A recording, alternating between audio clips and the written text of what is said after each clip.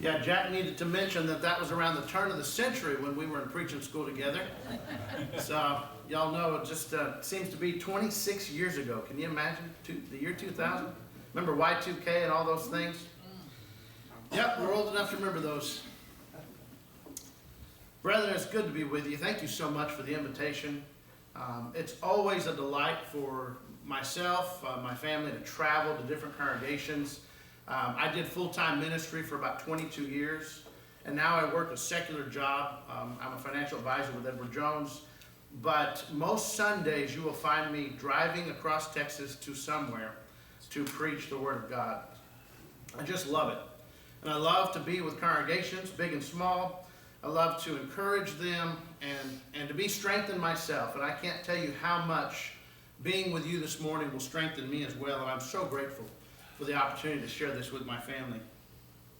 We're going to be looking at some important topics, and usually when I contact a congregation and they'd like me to do a gospel meeting, I give them about 4 options.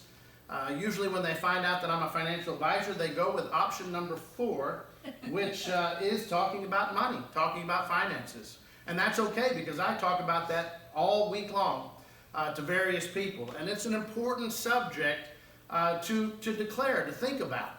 And the Bible has a lot to say about money. The Bible has a lot to say about how we use it and our relationship with it and our relationship ultimately with God. And so this whole series and this next 6 lessons is very important for us, because we have a relationship with money and we have a relationship with God, but we need to have the right relationship with money and the right relationship with God. We need to make sure that those things are exactly as they need to be. And the Bible, again, has a lot to say about the riches in Christ and the spiritual truths and the spiritual rewards that God is delivering us. But it also has a lot to say about the physical things. We live in a physical world. We live in a physical place, and we deal with physical things and material wealth. And so we need to think about how important it is to use it right, to handle it right, and to live in the right ways with each other. Money, though, is a spiritual issue. Have you ever thought of that? Money is a spiritual issue. Money can show what your spiritual condition is, where your heart is. It will show. So I think that's important. But when we think about the world, brethren, we think about a world that is absolutely consumed with money. And there are people who have a wrong attitude toward money and a pursuit of money. And they measure success by the size of their bank accounts, or the square footage of their home, or the brand of their car, or the number of digits on their paycheck. And that's kind of how they look at things, and that's how success is measured. And so there's a cultural obsession, you would say, with wealth and having money. It remains one of the most misunderstood subjects of the Christian life. And so that's why we need to consider the spiritual, the physical, money, God. We need to think about these things, because we have to deal with them every day as we make decisions. And so this study comes to us from 1 Timothy chapter 6. And so I'd like you to turn to those pages there. And I'd like you to see with me this chapter. Now, I will caution you and I will urge you that we're going to be studying an entire chapter of the Bible together in these next 6 lessons. So if at all possible, don't miss one. If at all possible, invite your friends and neighbors, because this does build on itself as we're studying. Have you ever noticed that sometimes you look at a chapter and you say, well, there's a lot of different things here. There's this and there's that. And we kind of look at it as an irregular checklist, just a thing that we're supposed to do, and a lot of different things gathered together. We don't always see the sense in all of them together, collectively. We don't always see the plot line or the idea or the idea in total.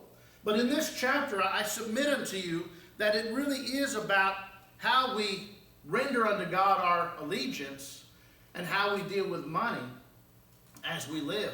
That there really is a rhyme and reason to what is written here in the pages of 1 Timothy in chapter 6, and that the entirety of the chapter truly does go together with a theme. And we're going to notice that this week. Now this morning in our Bible class setting, we're going to be talking about working for riches. We're going to be talking about what does that look like to work. All of us, work each day. Now, maybe we work at home, or maybe we work for a living. We do a secular work, or some preach the gospel. But all the way around, we know that work is a big part of our lives. And if that's the case, we need to think about what it is. What does this working mean to us? How does it affect us, whether we're building things richly toward Christ or we're dealing with wealth? We've got to think about all of those things together.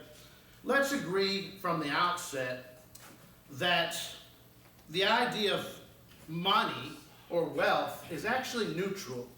It doesn't really matter what you have in your bank account. I always tell some of my clients, every penny matters to someone. Some people will apologize because they don't have a lot of money. That's not the point. The point is we have to be good stewards with whatever you have, whether you have a little or a lot. And I think about that in the pages of the Bible. Wealth is neutral. There is no spiritual virtue in poverty, right? So the idea of making ourselves poor in some way and living as paupers, there's not a spiritual virtue in that necessarily, but there's not also an inherent wickedness in wealth. And so I think that's important to say. Wealth can be neutral. So a person who has very little can be a great steward of what they have. And a person who is very wealthy can also be a great steward of what they have. But the opposite is true. Someone who is poor can covet and desire something that is not theirs to a degree that it causes an issue spiritually. And the same way for those who are rich, that they be not high-minded, the Bible says. We're going to get into that later. But the idea of those things. And so it's not necessarily what number is in our bank account, but rather how good a steward we are of the things that we possess. And I spend Monday through Friday talking to people about being good stewards of what God has given and using wisely the things that they have. It's not a sin to be wealthy. Abraham, David, Solomon were all godly, wealthy men. The problem is not having wealth. The problem is making it the primary goal of our lives. That is the danger. To make it more important than God. To make it more important than family. To make it more important than anything else. You see, it's not a problem when we possess wealth, but it becomes a problem when wealth possesses us. When wealth possesses us. The danger lies in making riches the ultimate goal of life. And so the question this morning, that's on the screen for you. You can see it. Why do you work? Why do you work? Why are you going to work tomorrow? Some of you are retired. Great for you. I'm glad. But why do some people still go to work? Why do we do it?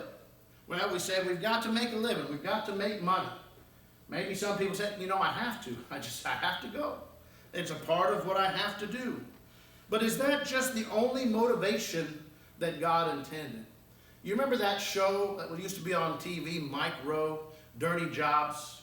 I submit unto you, some jobs are dirtier than others.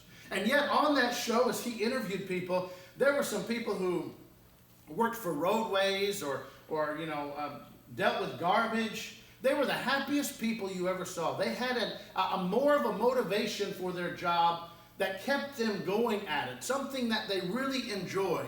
And yes, it was a dirty job, but they found some intrinsic value in it. It was more than just a paycheck. And that's the ones he often interviewed, the ones who actually found something great about what they do. They were they had a passion for what they did. Well, that's important. Sometimes in our life, if you ask this question, why do you work? Well, some people love creature comforts. Some people want leisure, so they work so they can have those things. Some people demand more pay for less effort. If you are a business owner today, how is it getting someone to work for you? To be diligent, to be minded about the job rather than just kind of zombified and a paycheck collector. If we're not careful, we can be that. Some people view work as only a means to personal pleasure, something they do because they have to do it. But I submit unto you that that's not the motivation God has meant for us. He wants us to have a deeper meaning, a deeper perspective on why we do what we do. And the fact is that it's an opportunity for us to serve God. This passage teaches us an important lesson about the value of work, that our work should not be focused solely on making money or acquiring material wealth. Instead, we should view our work as a means to honor and glorify God. And brethren, I worked as a full-time minister for 22 years, preaching to those who worked a secular job, and I will submit to you that I had no clue what that meant. Now, I'd have odd jobs when I was growing up, worked at IHOP. I was an aerial photographer. If you ever hear my lessons more than once, my wife always talks about all those little jobs that I seem to bring into my lessons, right? The things I used to do. We all have work. But being secular now and doing a job Monday through Friday and preaching has given me such perspective on the brethren and what we do and how we serve God. And it's been very helpful for me to see that and to understand what it is that God is asking and requiring us, even on our workplace, even Monday through Friday, being a Christian and going out and sharing the gospel and the joy of that. Being evangelistic minded when you're at work. What a joy that is. I'm super excited at the opportunities that God has given me to share Him and to share the gospel. And I know you have that opportunity too. What a joy that is. And so I want us to think about several important points in this lesson as we think about this. But let's find ourselves in 1 Timothy chapter 6. We're going to look at verses 1 and 2. Will you read those with me? 1 Timothy chapter 6 verse 1 says, "Let as many servants as are under the yoke count their own masters worthy of all honor, that the name of God and His doctrine be not blasphemed. And that they that have believing masters, let them not despise them, because they are brethren, but rather do them service, because they are faithful and beloved, partakers of the benefit. These things teach and exhort." Now, I love this, because we can go to each of these verses and we can find something to grasp with, to think about in our own lives.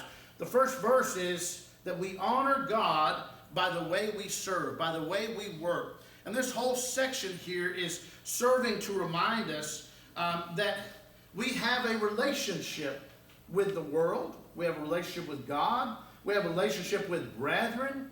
And those relationships matter, and how we work matters. It matters when you're going to have a job that you do it diligently. My first job was Sonic, 15 and a half years old. I was in Oklahoma, I had to ask the principal if I could work at 15 and a half. Now the neat thing is that wasn't my first job. My dad, when I was 13 and 14, said, "Son, you're not staying at home this summer. I'm going to take you to the Veterans Hospital where I work, and you're going to volunteer at the volunteer organization." That's what I did.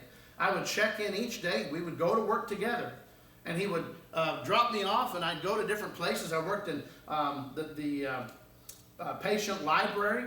A lot of Louis L'Amour books that I'd pass out to the veterans. That was fun. I mean, I was 13. What did I know about anything? Nothing. But what work ethic that encouraged me to have. What a part of the society and a part of the effort and the working and the relationships, all of that was a part of it.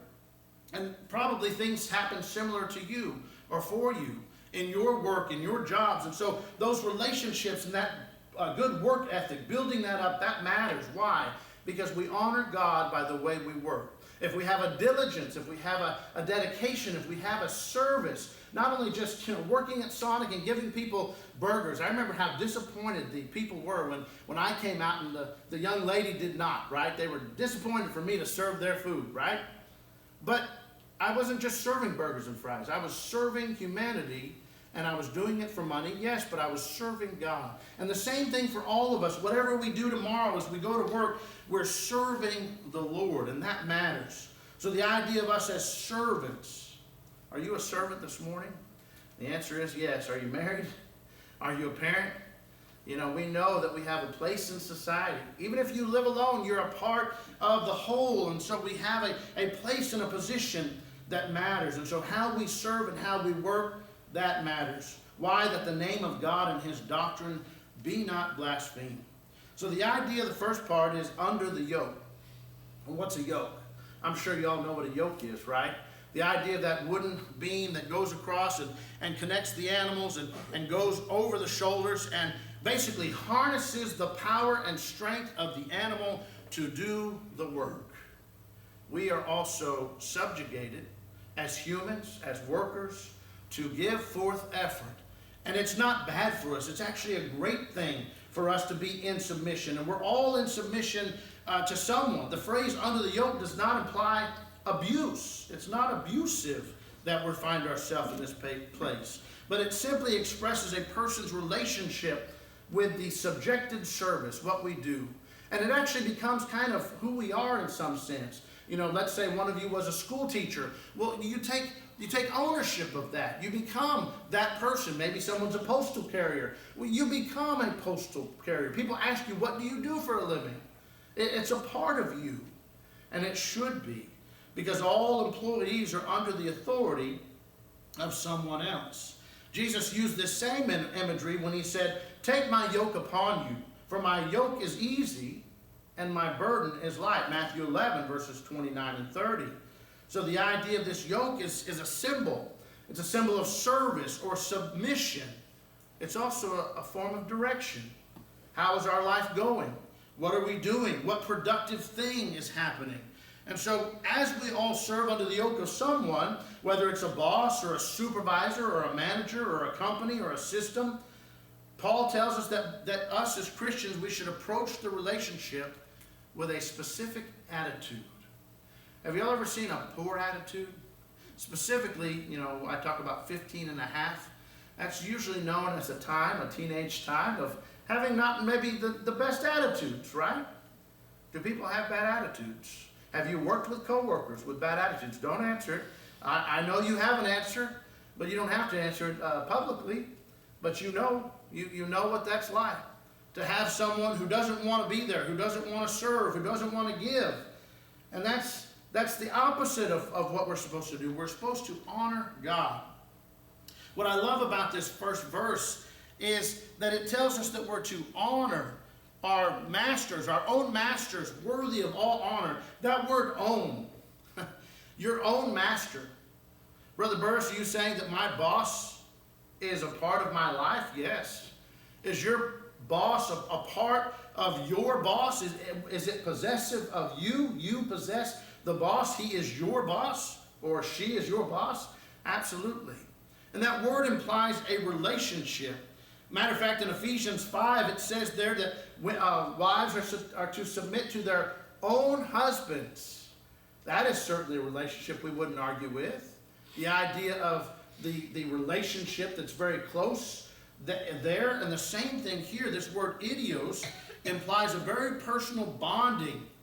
You see, God sees you bonded toward the one who has given you employment.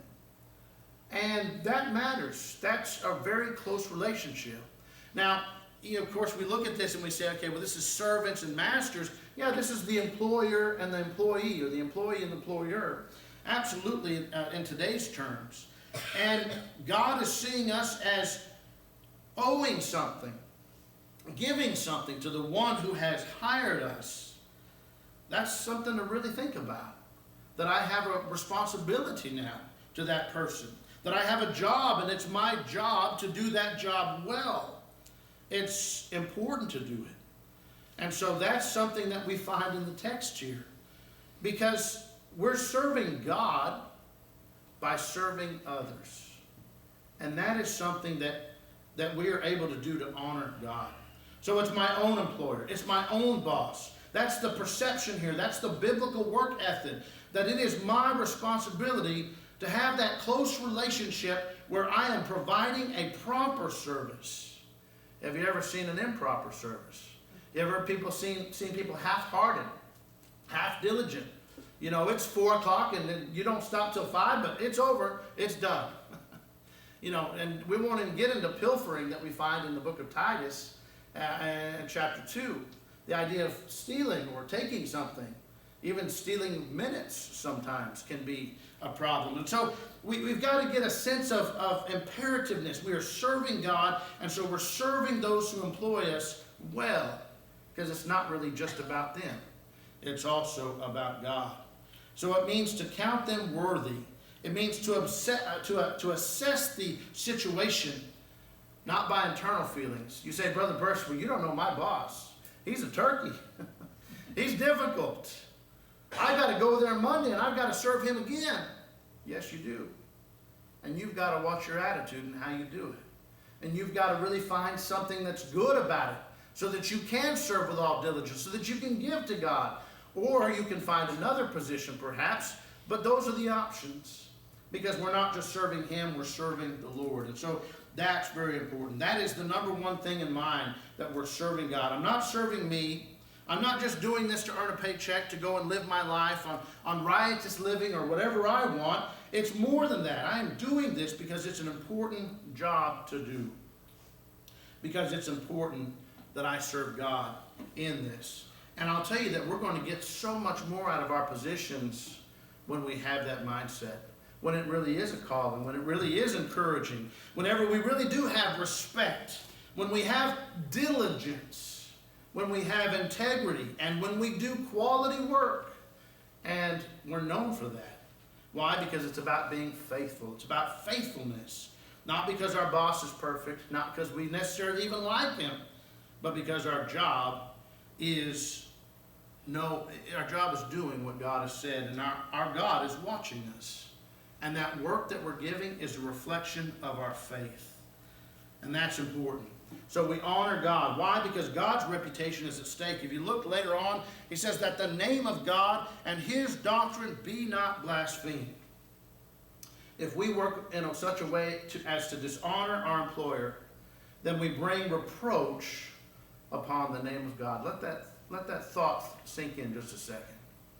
The fact that we're representing God. We're representing our Christian values and our Christian service. And the work ethic that we're preaching as we do our work each day is a sermon that our boss will see, that God will see, that our coworkers will see. And so if we're in a good example, great. What if we're in a bad example? Be careful, because your attitude is showing. I have a little sign that says that. Be careful, because your attitude is showing. Pick a good one. We need to pick that good attitude. We need to have that right mindset, because the actions that we have flow out of our attitude. The diligence that we have is our evangelism, if you will.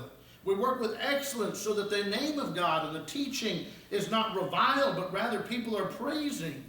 I love to think of Joseph in the Old Testament. Poor Joseph, being sold into slavery, being put in the pit by his brothers, being in the house of Potiphar, being in the prison, and then finally in the palace with God. But guess what? He didn't just go to the palace from the lowest point. He had to go through several things. And it says in the Bible that he actually rose in his positions because his work was diligent. His work was given full of effort. He was serving the Lord. Can you imagine being in prison and serving the Lord? It'd be a hard place to be. But there are worse places. You could be dead. No, you can be in prison and serve the Lord. You can be in the pit. You can be in Potiphar's house. And every place he rose, so that when he got to the palace, he was ready. He was basically honored to the position of right underneath Pharaoh. But he was ready for it because he had already shown the work ethic. He had already shown the reputation of being one that was in service to God first. And that's important. And so God's reputation is at stake through us. And even when the boss is harsh, we're able to serve and be diligent. In 1 Peter chapter 2 and verse 18, servants, be subject to your masters with all fear, not only to the good and gentle, but also to the froward. So we're going to go through difficulties, but we're able to serve diligently, even to the ones we have a hard time with. A difficult boss is not an excuse. A difficult boss is a greater opportunity to display Christ Jesus. Let's look at the second verse. The second verse, we honor brethren. And what does he mean? It says, they that have believing masters, let them not despise them because they are brethren, but rather do them service, because they are faithful and beloved, partakers of the benefit. These things teach and exhort. Now I just want you to think about this. Here we have a Christian who is working for another Christian. They have brothers who are Christians, and they're working for them. What does that mean? Well, that means that since they're in good with them, they can just kind of work as they want to. They can just kind of slough off, or that's okay, my brother knows me, I can just kind of give it halfway. No. He says, Look at this opportunity that now you have someone you're working for who's also going the same direction you are, serving in the same way. You should give them no trouble.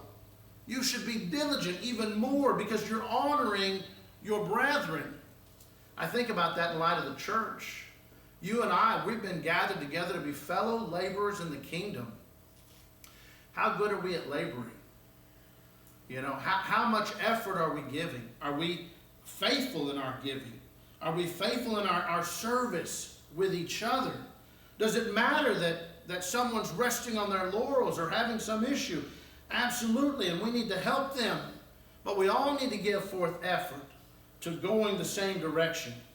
I certainly have been in a rowboat a few times when I was the one rowing and some others were not. It makes a difference.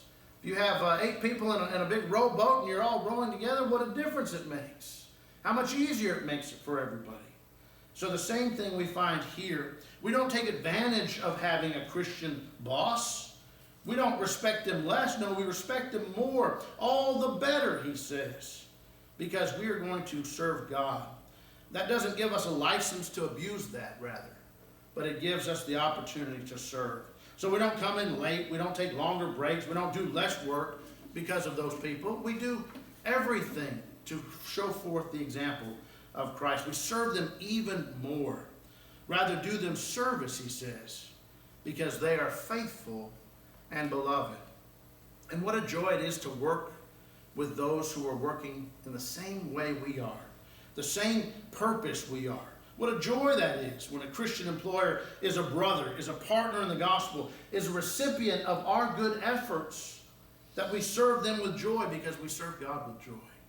And that's what he brings for us here in this second verse. What does this have to do with money? Well, it has to do with the whole basis for why we work and what our attitudes and efforts are. What does Christian service look like then? What does Christian service look like? Well, let's look at a few verses. Titus chapter 2, verses 9 and 10. Here's what it says. Exhort servants to be obedient unto their own masters, and to please them well in all things, not answering again, not purloining, but showing all good fidelity, that they may adorn the doctrine of God our Savior in all things. In Titus chapter 2, there's this long list of the older women and the older men and the younger men and the younger women. And it also then has the servants and the masters. And it's talking about all the ways that we work together in our relationships and how they are. And he says, you need to be, if you're a servant, obedient. And there's that word again, own masters. It is part of you, the intimate relationship you have, even in a work relationship. It matters that you please them well in all things, that you're making an effort, that you're trying. Not answering again, we would say this as, don't talk back. Is that something that is enticing, to talk back, to speak against? Absolutely. Not purloining, there's that word, the idea of theft. In our society today, how much do you think theft plays a part in employer-employee relationships? People just absconding with little things, even if it's just a pen. Whatever that is, does it happen? Absolutely. And millions are lost each year because of it. So we're not going to be those ones. Instead, we're going to show all good fidelity, faithfulness, honor, respect.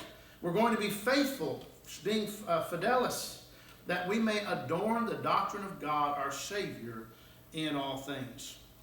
So we have this expounding on what a Christian service is. Here's another one, Ephesians 6 and verse 5. Servants, be obedient to them that are your masters, according to the flesh, with fear and trembling and singleness of your heart, as unto Christ. And again, that one who's employed you, we don't think of as Christ. But the idea that it says here, we're not just serving him, but look behind him. There's Christ. And as we're serving, you see, we spend so much time of our lives in working, in daily Monday through Friday. That's a whole lot more than Saturday and Sunday. So much of our life is spent that way. Does it matter how we live? Does it matter how we serve? Absolutely it does. There's no such thing as a secular job as we often describe it. It's a sacred service that's offered to God and offered to the community around us and to those we work for. So we work that way. We are obedient. We are mindful, respectful, reverent, fear and trembling, singleness of our heart. We know why we're doing it and what we're doing, and that's important. In Colossians 3 and verse 22, here's what it says. He says, servants, obey all things, in all things your masters, according to the flesh, not with eye service, as men pleasers, not just to be seen, not just to look good, not just when the boss is looking and you can do what you want when they're not, but in singleness of heart, again, fearing God. And whatsoever ye do, do it heartily, do it well, do it diligently, because you're serving the Lord, as to the Lord, and not unto men, knowing that of the Lord ye shall receive the reward of the inheritance, for ye serve the Lord Christ. You remember there that Jesus comes in and he tells that parable of hiring those men and servants for that talent. And he hires the first at the beginning of the day, and he gives them a certain amount. It's the same as he offers at the end of the day. And there are some who are grumbling and complaining, and yet they're all working for who? For Christ. He is the discerner of who should get what. And he is generous and faithful, and he's not a respecter of persons. If you will work, you will get paid. What a joy that we can serve the Lord because he's generous and good to us. But we have to have the right motivation and the right mindset. We have to show Christian service in our lives. So we've got to think about this. Don't let making a living prevent you from making a life, an eternal life, a spiritual life. You know, we say we're busy Monday through Friday, but in reality, it's every day that we've been given to show spiritual things. We're not just working for a paycheck or a boss or a company or a corporation. We're working for Christ, and there's an eternal reward for that. Colossians 3:24, knowing that of the Lord ye shall receive the reward of inheritance. That's what God's going to give us, and that's what we want. And so our job is, fair to say, a ministry, a service to God. And our workplace then becomes a mission field and an opportunity to show forth the ethic, the work ethic of God. And that's important. Let me tell you something. When we go to receive our reward and glory, we're not going to just be rewarded for, you know, the Bible classes we taught, the Sunday school classes, the meetings that we went to and things like that. No, we're going to be judged and we're going to be rewarded based upon our service to Christ. And the major portion of that is the Monday through Friday. Heaven's evaluation includes Monday through Friday. So when we start thinking that way, it changes our attitude, our diligence, our service, where we're wanting to give to the Lord gladly. So some of the things I'd like to bring your attention to as we close out this lesson. You know, money shows us what our true motivation is. Is it just money? Then that's an issue. Is it more than that? Is there an intrinsic value that we receive for working and laboring and giving to the Lord? Absolutely.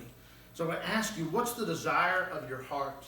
As you go to work tomorrow morning, what is the desire of your heart? You say, I got to get up. I've got to go do this. Can you find something more than that? I hope we can.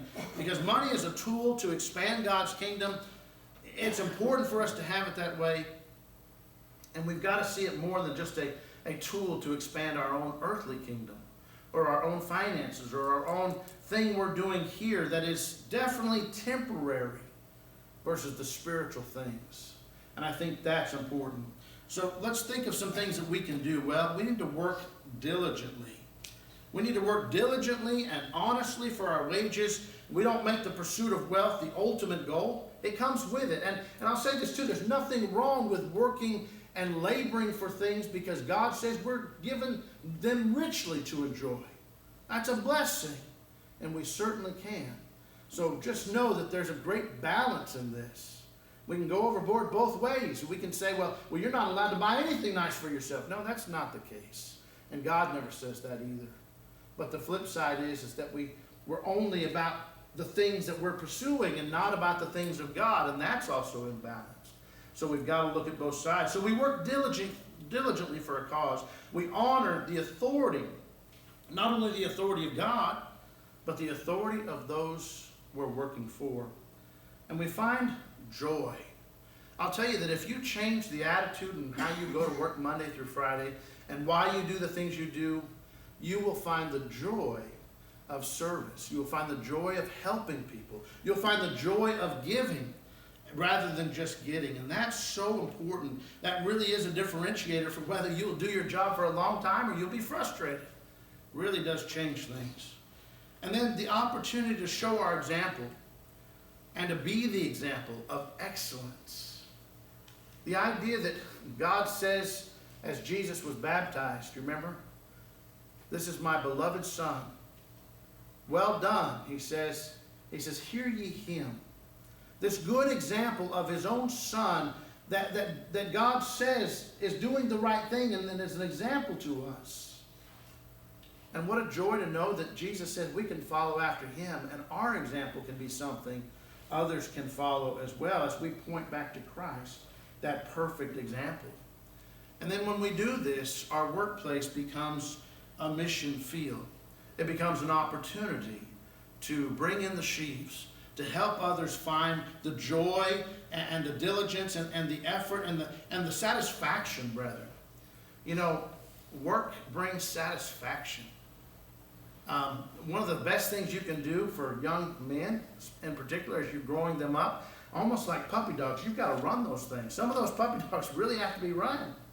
Those young men, there's nothing wrong with taking them out. I remember my grandpa taking me out and saying, we're going to go pick up sticks today. Well, I didn't know that game, but I learned that game. We had a big field full of a lot of sticks, and we went out there and we picked them. And I'll never forget that. Why did we do that? Because it needed to be done. But it was more than that. He was teaching me effort. Probably was helping me sleep that night because I was probably staying with him that evening. He knew he had to run me, kind of like that puppy dog.